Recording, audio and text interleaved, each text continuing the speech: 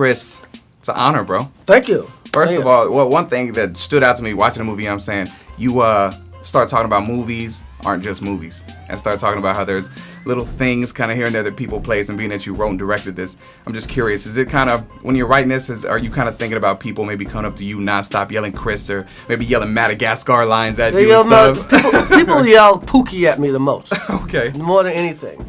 Little kids are like, you Marty? They hear my voice, but they go, are you Marty? But the thing I hear the most is Pookie. I just nonstop. 20 years later, I'm still a crackhead. That's something to be proud of. Yeah, I smoked that crack well. I think Chris's comedy in general is that it always surprises you. But on top of that, something like this, I'm like, yeah, it's funny, but it's not silly. It's actually really thoughtful. And everything comes back around to this point that moves the story along. It's not like, okay, I just need a laugh here because people expect it, and then like we'll come back detour. It's not. There's never any. It always comes right back to where you need to go at the center, and it's good. Tino Cucino. That's a ring to it. Hey man, You know what I mean? I'll be your bodyguard next film. I would just use my full name all the time. Phoenix. Yes.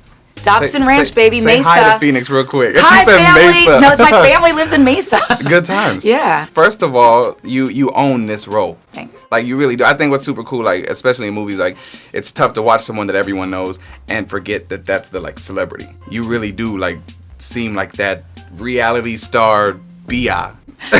In a good way. I mean, in the most positive Only in the way. best way. Of course. Where hip hop live, you know what I mean? Come on, man. Hey, so I gotta throw some signs.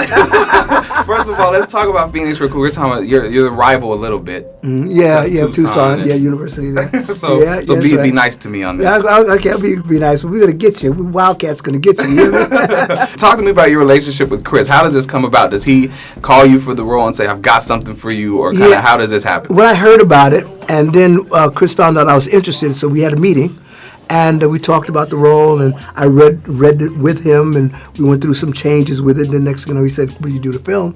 I said, "Sure."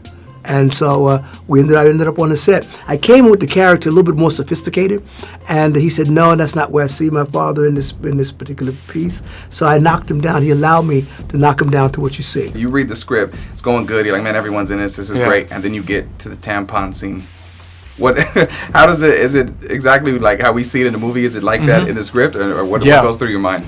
Well, what goes through my mind is like, this is hilarious.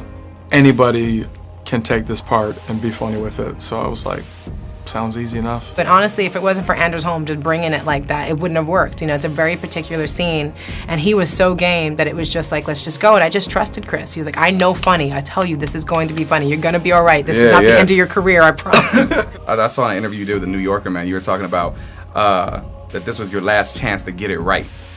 Like, I mean, you really think so? I always do. I always try to put pressure on myself. People are like, don't put pressure on yourself. Just relax. Like, no, put pressure on yourself. Yeah, you have to. You gotta like realize that these shots aren't guaranteed. Every shot you get in show business, especially in movies, it's just somebody's being nice. Yeah. They could be nice to somebody else. So, I just try to, make the most of it. A lot of people don't understand there's a science to this. And Chris being a comedian, he applied that same science to this overall movie. When you're watching the movie, you realize it's ta-da-da-ta-da-da-ta-da-da-ta-da, boom! Exactly. Ta-da-da-ta-da-da, set it up. What's up, Phoenix? You gonna check this out or what? Turn up, Top damn it. 5, December 12th. You gotta see it. Funniest movie of the millennium? I'll agree. I'll put the stamp on it. You got it. I appreciate that. What's going on? December 12th, you better jump on it, baby. JB Smooth's in it. Everybody's in it. Everybody and your mama. Except me. I didn't make the cut. Tino Cucino. Power 98.3.